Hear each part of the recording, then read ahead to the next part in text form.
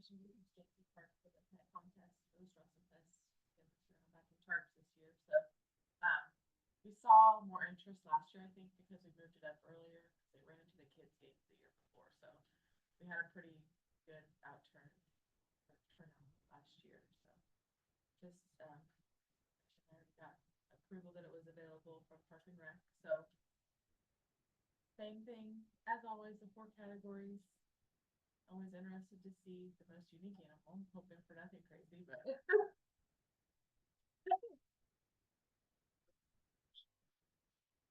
I'm sorry.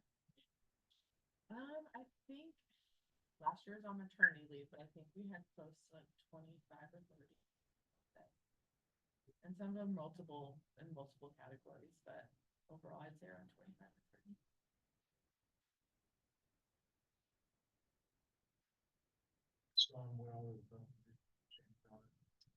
Not really, no. I think it goes pretty good. It goes pretty well. All the animals get along well, which is always a plus. Jason Park should be a great place to have it this year. Yeah. I'm hoping it draws to the pool too, maybe. Make a motion that we accept the request from Jasper Duplex County Humane Society to have the Strasser Fest pet contest on Saturday, August 2nd, from 9 o'clock to 12 o'clock. Then start time at 9:30 at Jason Park. I'll second that motion. Second from Nancy. Any further discussion? Thank you for sponsoring this event.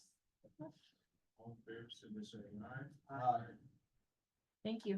Thank you.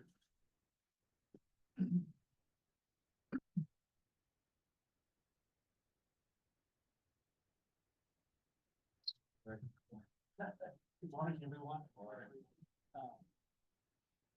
I am going to request permission to block off some sidewalks and parking spaces for Seabird's Clothing, but it won't be in front, it'll be in back on Jackson Street.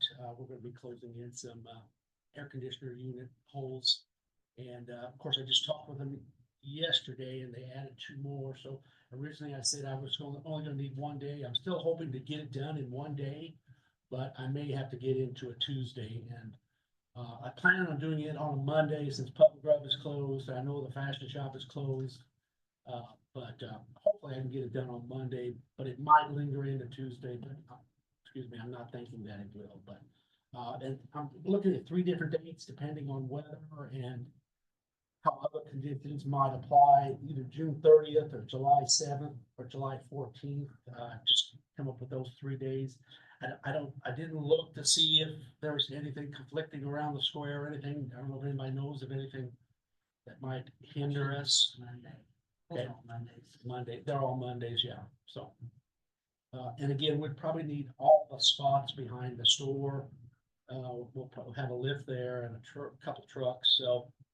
It's not a big project or anything, but we're just nice to have room, and we will, put caution tape up to keep people from getting under us, whatever, so, but. So if you've got everything handled, you need any assistance from us? No, I don't believe so, just permission to block off some areas, so. I'll make a motion to allow Young Masonry, to close the sidewalk and 3 parking spaces behind Seabird's on Jackson Street for at least a day, either June 30th, July 7th, or July 14th. Correct. Possibility of being next day. Possibly, yeah. Right. I'll second that motion.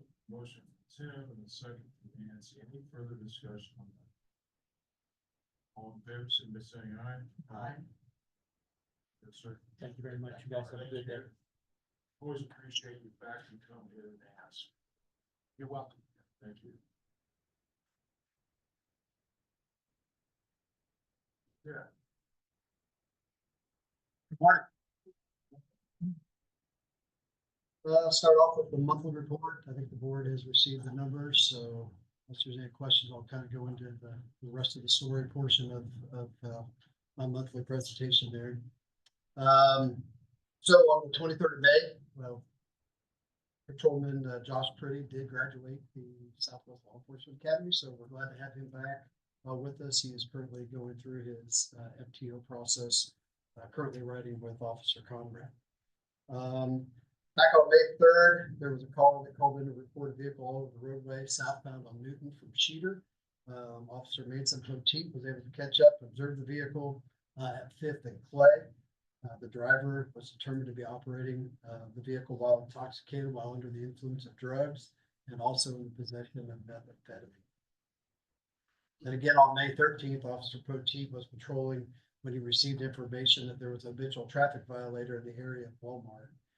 After observing the person in question exiting the Walmart parking lot onto Newton Street, he conducted a traffic stop.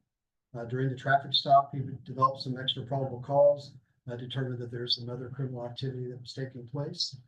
Through that investigation, the person was arrested for operating the vehicle while being a habitual traffic violator, which is a felony, possession of methamphetamine, possession of marijuana, and possession of drug paraphernalia.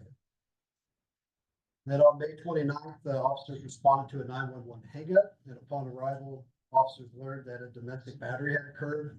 The suspect was being uncooperative and resisted officers and had to be physically restrained. Fortunately, this domestic happened in the presence of a minor. So the suspect was charged with domestic battery, in the presence of a minor, which is a level 6 felony, domestic battery causing moderate bodily injury, which is a level 6 felony, strangulation, and resisting law enforcement. Our detectives continue to do outstanding work during the month of May. They conducted 6 forensic interviews, which those are interviews that involve usually smaller children. They initiated 6 sex abuse investigations and 1 other investigation. They were called out 3 different times. Since they were on station a lot doing their work, they did do 2 child restraint inspections on station. Spent 4 days with Officer Pretty, teaching him about investigations and evidence and those type of things that go on. Those are part of his duties. Conducted some extra patrols at schools. And they also had 5 arrests and served 10 search warrants. Sergeant Brescher was able to secure a grant for a piece of equipment that will allow the detectives, it's called a data pilot, that will allow the detectives to extract electronic evidence from cell phones. So that was a good work on his part on doing that. And probably the highlight for the detectives was Detective Eric Schmidt and his wife welcomed a new baby girl into the family. So that was a good thing. Our school resource officers finished out the school year. I think they're both happy to be kind of a little break. I think it's kind of like most teachers, kind of nice to have a little break. But they concluded the school year by finishing up the archery programs in the schools, investigating 9 stop arm violations. They had 3 arrests, 5 drug and alcohol violations, 4 motor vehicle crashes that occurred on school properties, 24 in-classroom presentations. They assisted the school with 8 student behavioral incidents and 4 suspicious person incidents. Also in May, we What are they began. assigned to for the summer? Do what? What are they assigned to? So Sergeant Brescher, Sergeant Detective Greg Brescher is their supervisor, the way we got it laid out. So what Greg has them doing is our evidence room is busting at the seams. And so he has them going through, they're helping answer calls, but he also has them going through and helping him go through the courts to see what evidence could be disposed of and updating those things so that hopefully we can get that, some of the stuff out of there to make more room for evidence that continues to come. Beginning in May, we granted the temporary reassignment of duties to Logan Jones so he can primarily focus on the drug problems in our communities. Logan works hand in hand with other law enforcement agencies to proactively combat these issues. And so for May, Logan had 10 arrests, 8 of those being drug arrests, 1 being a warrant arrest on a dealing charge, and 1 being for theft. He seized the following drugs in various amounts and forms: methamphetamine, cocaine, marijuana, psilocybin mushrooms, some syringes, and then all kinds of forms of different drug paraphernalia. Logan is very, very busy in this position, and it's great to have him there. He also executed 6 search warrants, several narcotics investigations that he completed, and opened up his new ones. Kind of some noteworthy incidents. During one of his investigations, he had a vehicle stopped and ended up locating 2 separate hidden compartments that are used to transport drugs into our communities. And then another interesting one, he located a large illegal ginseng, amount of ginseng that people had been out hunting. He got with the conservation officers. They were in turn able to get warrants and subsequently arrest these individuals for those illegal activities. But then just last night, wasn't in May, but this was just a couple of days ago, and highlights the work of Chief Hoaxing's Department 2. But just a couple of nights ago, would have been Sunday night.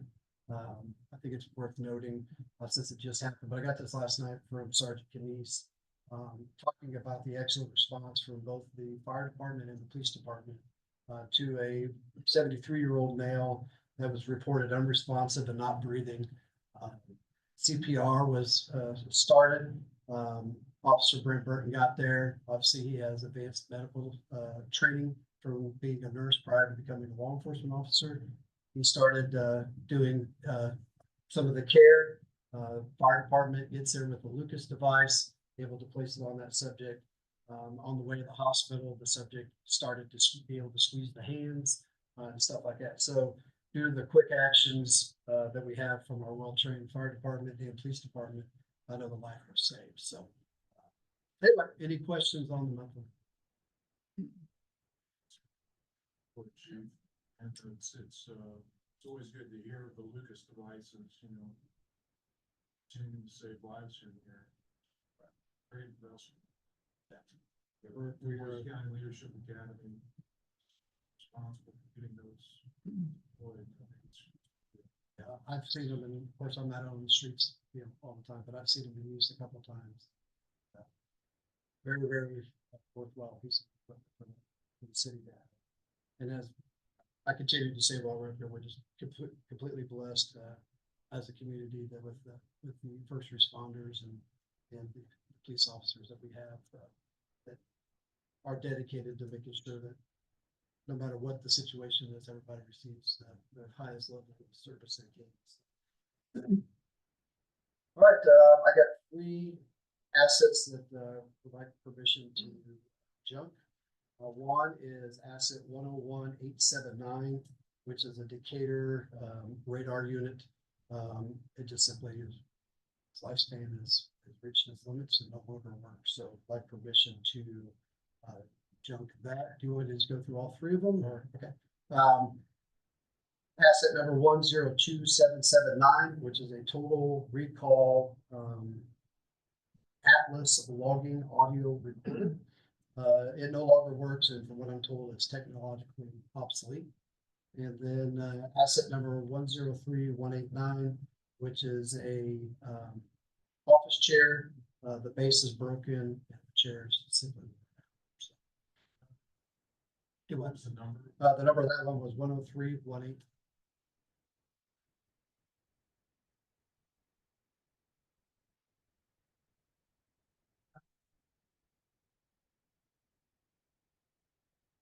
Junk these assets, 101879, a radar unit, 102779, an audio recorder, and 103189, an office chair. I'll start. Okay, I have a motion from Nancy and a second from Tim. Any further discussion on that? All in favor, signify by saying aye. Aye. Thank you. I believe Renee has lead into the next one, which is resolution. Resolution number PWS 2025-4,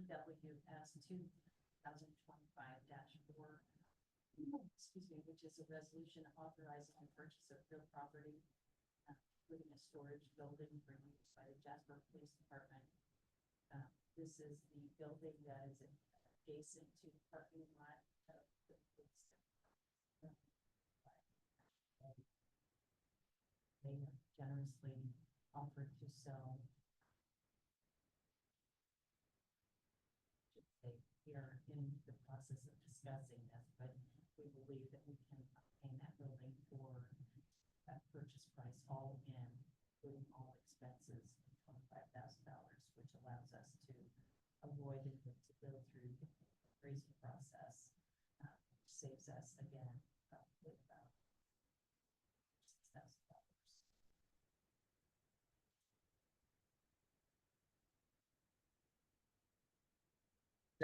So, as we know, the mayor had issued a pause on spending. Literally, it was the day after that I get a phone call from a gentleman from O&B saying, "Hey, I hear you guys are interested in this building that's right there at your police." And that's what we are. And so anyway, I got with the mayor after he issued his order, told him what was going on, and through discussion with him, through walkthroughs, we had Chad Herm go through it, the mayor went through it, several of us from the police department went through it, and we decided it was a good opportunity, not only just for the police department, but for the city, if we could move forward with that. Our plans are, to move our current garage that we have at the police department, that space, move it to that building. And then, as I mentioned earlier, I talked about our evidence storage, that continues to be an issue. And we currently have no space to secure vehicles or large items that might be of evidence. So our current garage already has cameras, it's climate controlled and those type of things, and it's attached to the building. So our idea is to use that space to expand our evidence storage. And then this building would become our garage space, along with our maintenance personnel that maintain, the city hall, the downtown property, city hall, the police department. They currently have to go to wherever to get equipment and stuff like that because they have no place to store stuff here. So Kurt and Leslie would be able to have a portion of that building also to store some of those items that they need, to do their job, which obviously makes it more efficient. So they're not having to drive across town to pick up the piece of equipment or anything. They'll have it at their disposal there. So anyway, that's kind of what the intent is, what our vision is for that piece of property. I might note that we've been discussing we're going to be for many years about that property, thinking that it would be a good acquisition for the city at that time. And we were always told it wasn't for sale. It's interesting that the offer came in, as they sold their main building, they separated this piece from it. And cities. Even though we had a pause on the spending, I felt like this was one of those opportunities that we couldn't pass up. Not we wouldn't be able to acquire land and add on to the police department down there for this amount of money. It's a big deal for the city. I will know that the mayor we had budgeted $25,000 for the police department and edit and that. Those were that we would be using to purchase the building. Thank you. And then another question had come up though, as far as insurance, utilities and those sort of things, how would those plan to be paid for at least throughout the rest of this year, since that increase would not be normally in your current budget? Right. So, beginning with the numbers that OB currently has on their monthly expenses for their utilities, and then Kale did some research, reaching out about insurance on the building. The insurance is going to cost roughly $530 for the year, and the insurance or the utilities, excuse me, with what OB has is roughly averages roughly $130 a month, and so anyway, we do have some money in our garage, just in our garage and motor expenses, so our repairs for our vehicles. Thankfully, I hesitate to say this, but our vehicles have been doing better than what we predicted. So, and I think it's because we're getting out of the Dodge Chargers into a more vehicle that's more suitable for police work and building a bit heavier. But anyway, we do have some of the monies to be able to offset that. Then obviously it would be budgeted in next 6 months for the next year. So.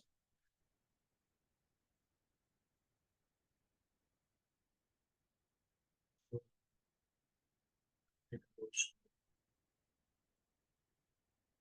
Resolution. WS 2025-4. The acquisition of the. Statement. That's fine. I approve the resolution with, which authorizes us to go forward with the purchase of the property. It'll be paperwork that. That's what I said.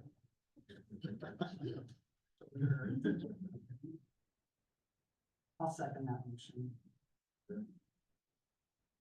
Motion made and second from Nancy. Any further discussion? I guess my biggest concern was just that we had enough extra finances to cover this, since we are kind of on a spending pause. Right. It's good to pass.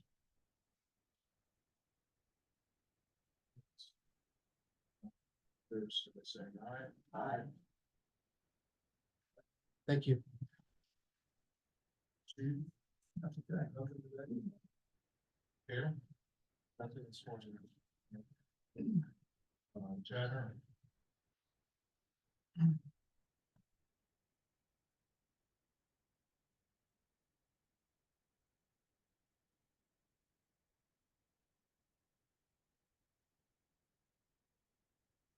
I'm going to start with one item that I do not have on. Failed to get it on there. Kurt reminded me this morning about it, so we're looking to replace the windows here at City Hall. It's been an item that we've been talking about for several years now, but approximately $200,000 replace the existing windows in the building and reseal them. Requesting permission to seek bids for that project. Chad mentioned it right before the meeting. He said just now, talking about it for years, and I don't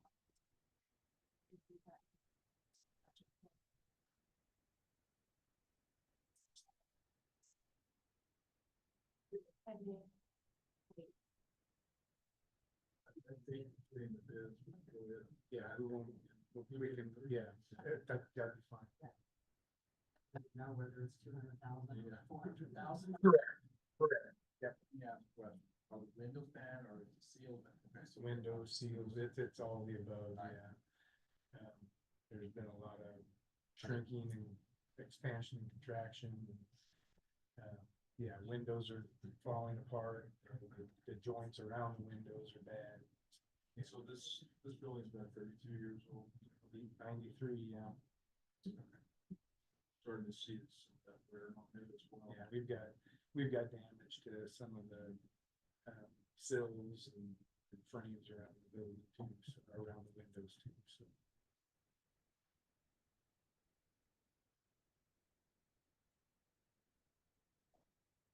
I'll make a motion to allow.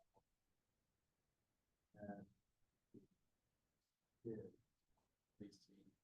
All this.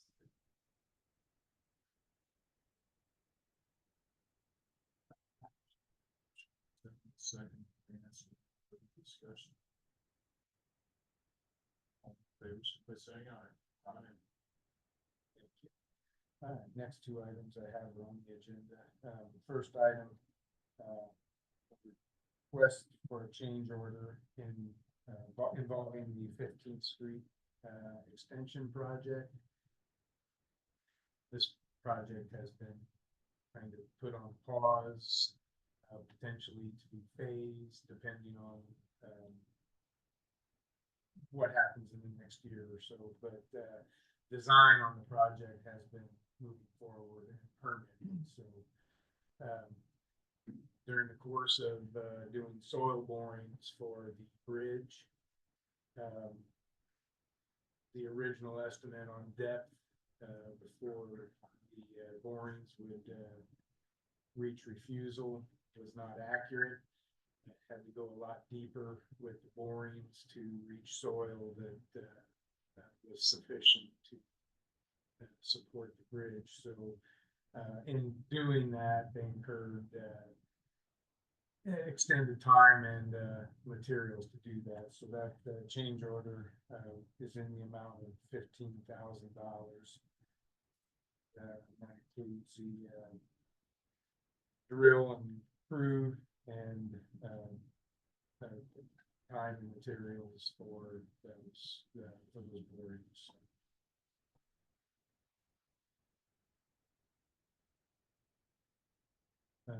Original contract amount was $308,040, so $323,040.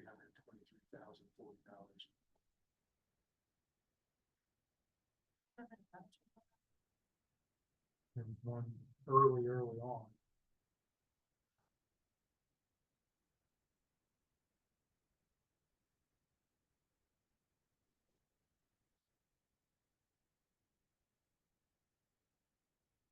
Oh, This would be an additional 15,000, I believe. okay. which we still do not have.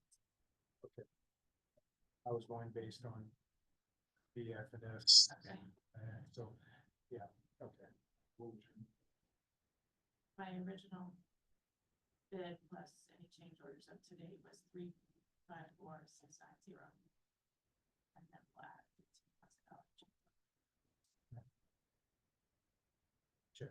check my numbers. Yeah.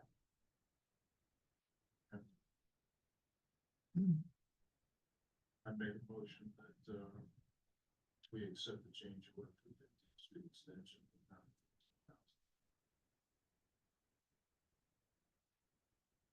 I'll second that. Second. Any further discussion? Favor, signify by saying aye. Thank you. So a little more on that. Yeah, we, this, basically, we have received our, permit for the bridge. So. How long is it good for? I'll look into that. It's good for several years, I think. So, I don't know that it would be a permanent permit, but it's good for, but I will look into that. But the design on the bridge is still on. They're probably about 85 to 90%. So is it more charges coming? No, just what's under the contract. No addition. So, but we do still have money on the contract. We have paid 205,000. Yeah.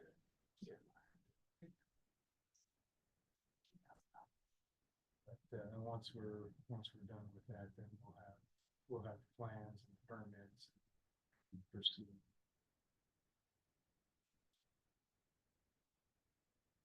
Anyway, next item, we have a change order for the multi-use pathway phase 2. This is it's an all-inclusive change order up to this point in the project. They do not anticipate there being any additional. They've already started excavating on the driving range property. They don't anticipate any additional problems on that. So we're hoping this will be the only change order for the project. So this particular project encompasses all the quantity increases, decreases. It includes $7,302.75 for the trailhead at Northwood Avenue. That was not included in the original plans. Basically, the trailhead was designed to match what we have everywhere else on our trail, big concrete. St. Charles. St. Charles and Northwood, yes. And then this also includes time and materials, rentals, and other incidentals associated with delays that we've had on the project that were not contractor related. So, but the amount of change order is a net of $136,939.58. Original contract amount was $2,094,222.13. Bringing the new contract amount to $2,231,161.71.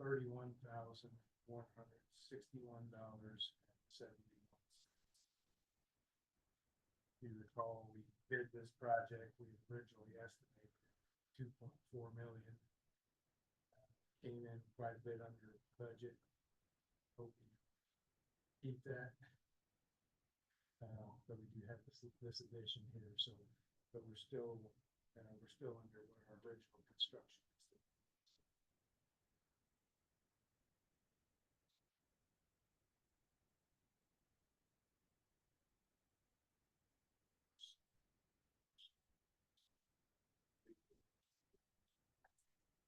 And this was there was a grant in this project as well, I think, about $1.5 million, yeah, $4 million.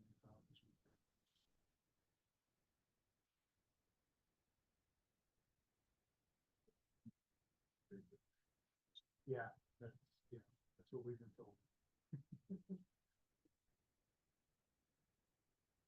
That's pretty straightforward. Yeah, they've already started excavating, so they haven't seen anything that they're concerned.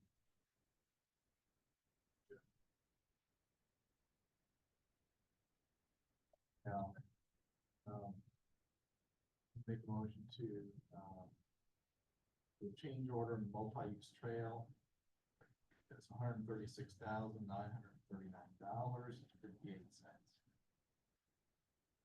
I'll second that motion. Motion from Tim, the second from Nancy. Any further discussion with them? And right now, the expected time for completion. July, end of July, yeah, that's what they're looking at. That would be construction wise. Now they want to delay some of the seeding and mulching until this fall, so, but being able to use it and everything, yeah, end of July. All in favor, submit by saying aye. Aye. Just a quick update on Main Street out here. They're currently working on concrete sidewalks between 7th and 8th. They've torn out north of 8th Street, started to. They've got the storm sewers in the parking areas. They're expecting delivery of a manhole structure that goes in the intersection at 9th and Main this week. Once they get that structure, they will continue the storm sewer run at the center of Main Street. From 7th to 8th, we had 2 storm sewers that we ran up there, starting at 8th Street. Those are combined. There'll just be one storm sewer run north from there. So, but then other than that, they'll continue working on concrete. We did have a couple areas of some storm sewers that we had repair. We seem to have a problem with concrete form pins finding storm sewers. Yeah.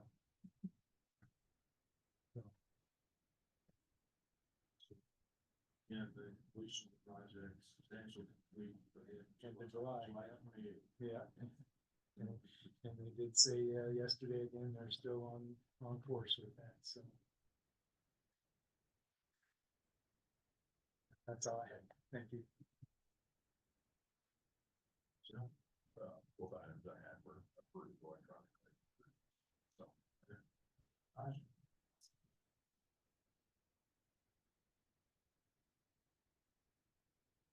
Morning, board. Right, so wanted to recap the May building permits. In May, we had 4 residential units approved. In the 1st of June, we had a BZA meeting in which 8 additional residential units were approved, pending some variances. So total of 12 residential permits were approved. 2 commercial units were approved, including a new coffee location on the south side or on the southeast side. And then we had 13 accessory structures for a total of $3.49 million in added value to the city. Any questions on that?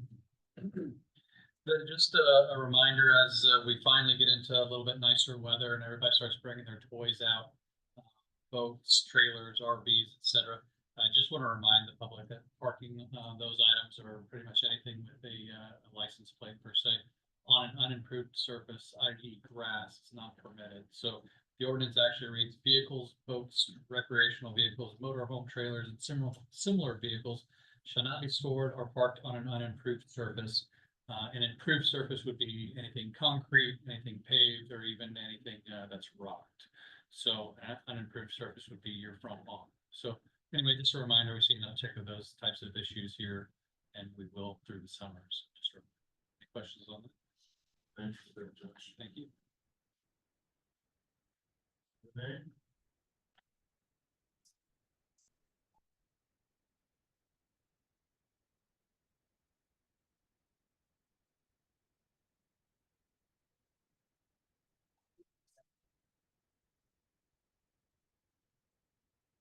So we had several conversations about traffic on Mill Street at Fourth Street. I went out there and took a look, and ultimately the safety committee made the recommendation of proceeding with the stop sign at Fourth and Mill, so that would become a three-way stop rather than what is currently a two-way stop.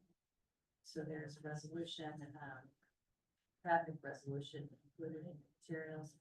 And in addition, the downtown project also included the plan for stop signs at Fifth and Main and Seventh and Main. So we incorporated that language as well into that resolution. So there would be new stop signs included. If passed this resolution, the recommendation would go to the Common Council to amend the traffic ordinance to include language that would reflect that Fifth and Main and Seventh and Main would be four-way stops, and at Fourth and Mill there would be a three-way stop.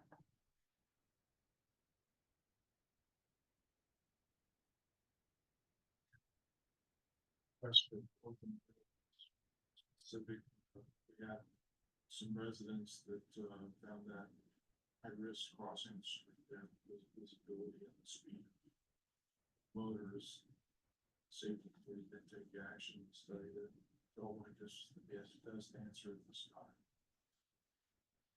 The other two stop signs, Fifth and Seventh Street, Main intersections, were part of the original plan of the downtown revitalization plan. And that again was a traffic calming. People slow down at these crosswalks were back.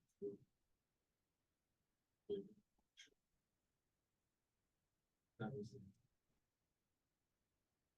as I recall.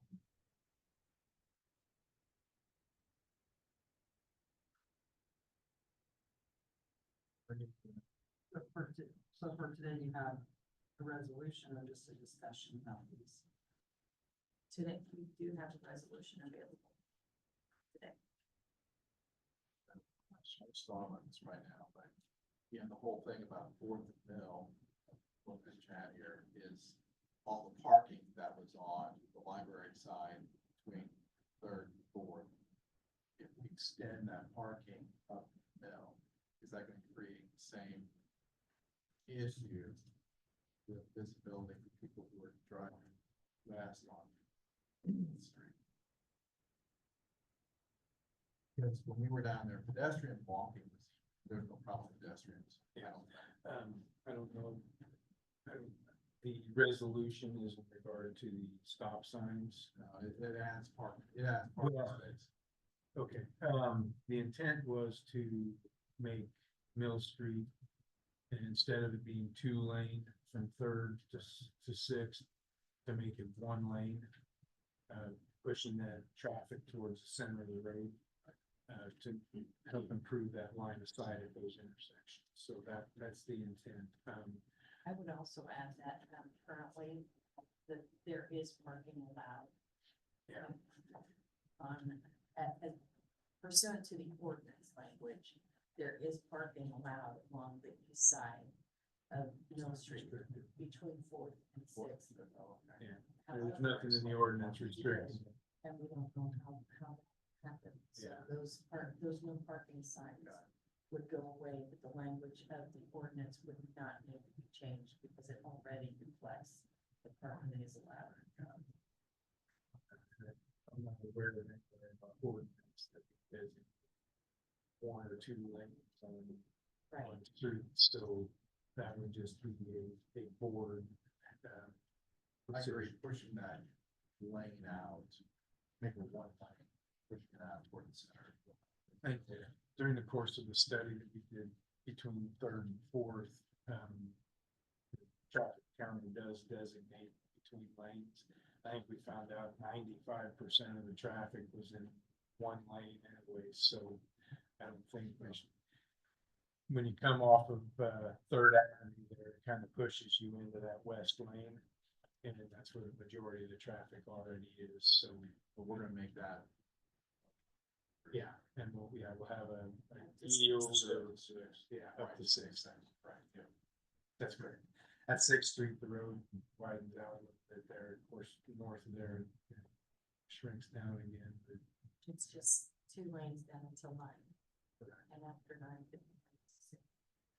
I'm just curious what kind of marking on the road or anything. to talk to Jeff about this a little bit, we're looking at possibly using a T marking for the parking spaces. There'd be parallel spots with a T on the one end, designate the actual spaces. So, and then I'll be the only marking on what we discussed. The only marking on the street then would be those T's. So. do you know how many spaces that will equate to?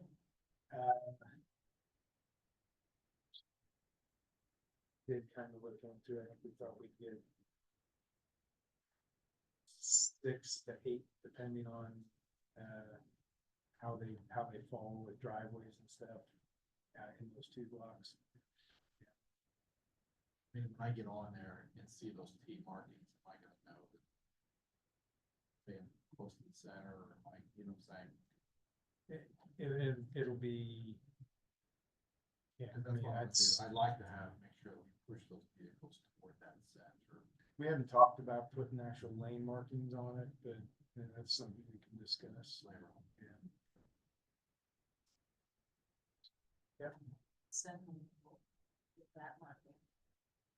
There won't be a center mark. Yeah. Right.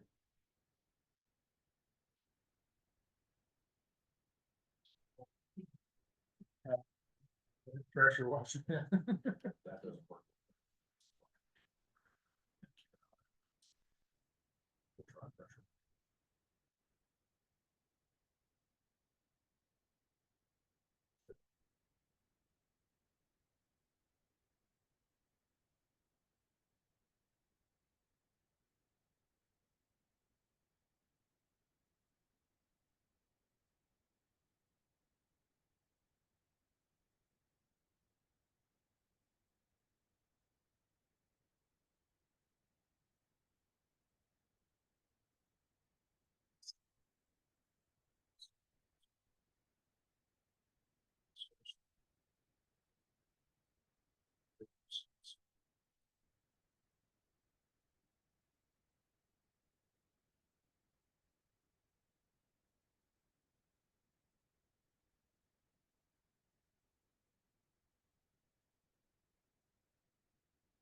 Point 5-3, which is a resolution of the Board of Public Works and Safety regarding the fee for trash stickers.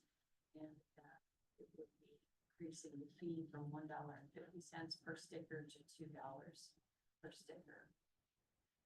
Currently, we have listed an effective date of January 1st, 2026, but that is discussion.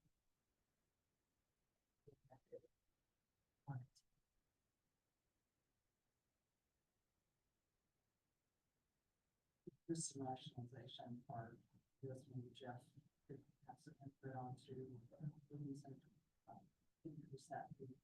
I've got some figures, but I don't have them finalized that I can share them with you. It appears that, that $2 would be, accurate. In my opinion, since the ordinance does say, January of 2026, I'd like to finalize those numbers and get them to you and the council. I should be able to get that done this week yet. I was close to getting them, but it was one of those, if I gave it to you last night, that wouldn't really been fair either. So, but anyhow, like I said, if you can give me the end of this week, I'll give you some numbers and that might support it a You little. would share some information. Right. I can say it has not been changed since 2010. Yeah, and like I said, I ran some rough numbers and I'd like to go back through them and just make sure that everything I've got is accurate before I give it to you.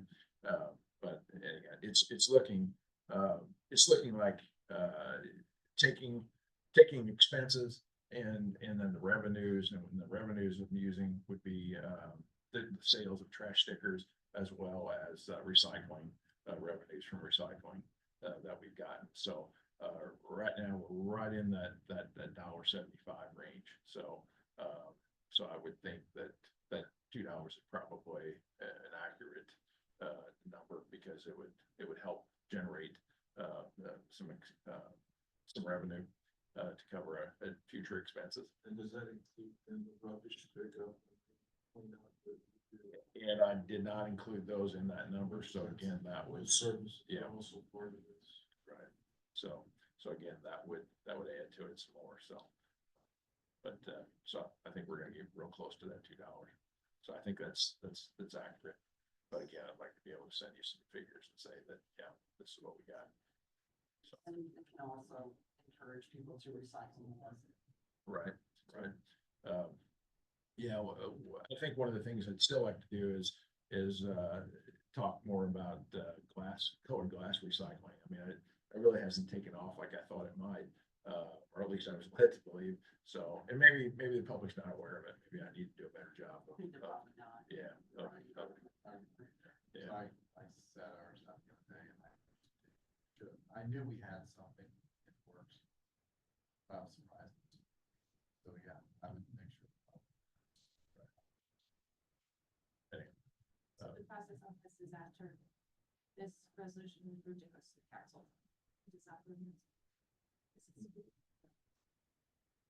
The ordinance specifically states that the public works has authority to regulate that.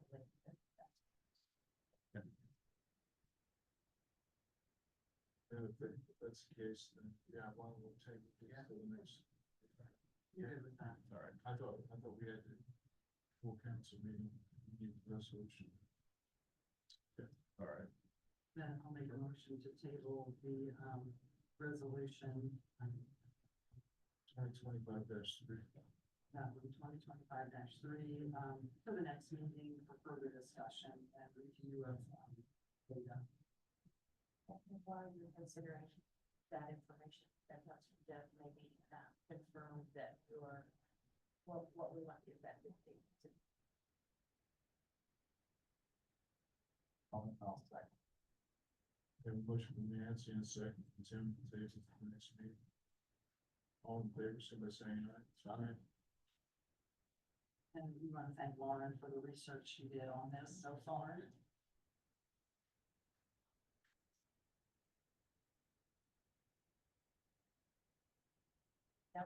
I have done that.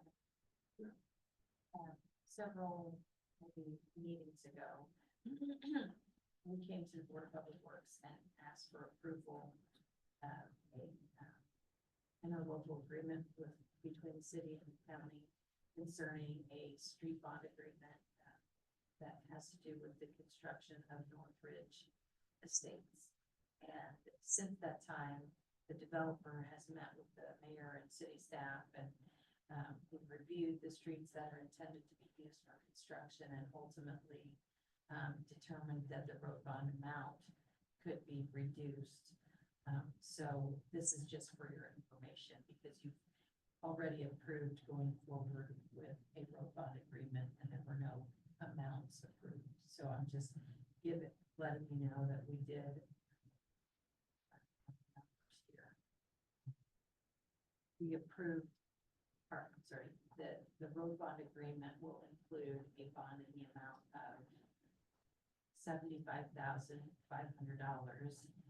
which will include 50, I'm sorry, that's not. That's $96,535. 96535. That consists of an amount totaling 1.05 miles for the city, which is 52,500, an amount, 0.88 miles for the county, which is $44,035.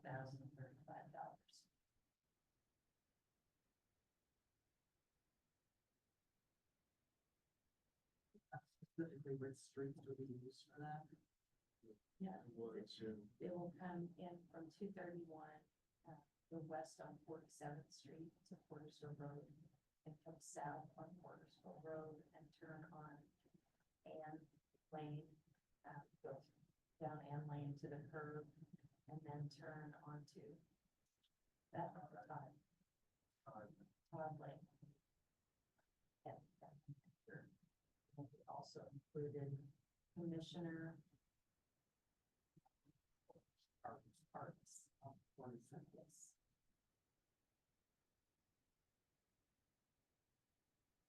So, not asking for approval, that's just information. Yep. And then we have one last item that was not on the agenda, but I did want to introduce the board to the summer legal intern. One, if you would come up and introduce yourself to the board, that would be awesome.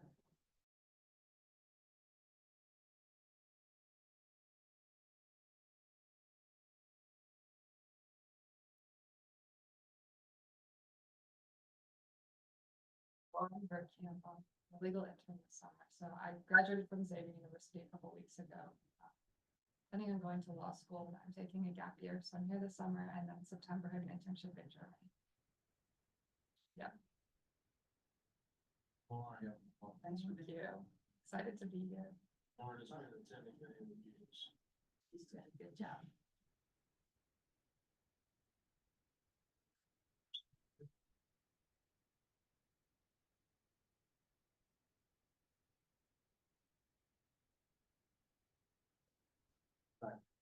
Tim, all those who say aye. Aye.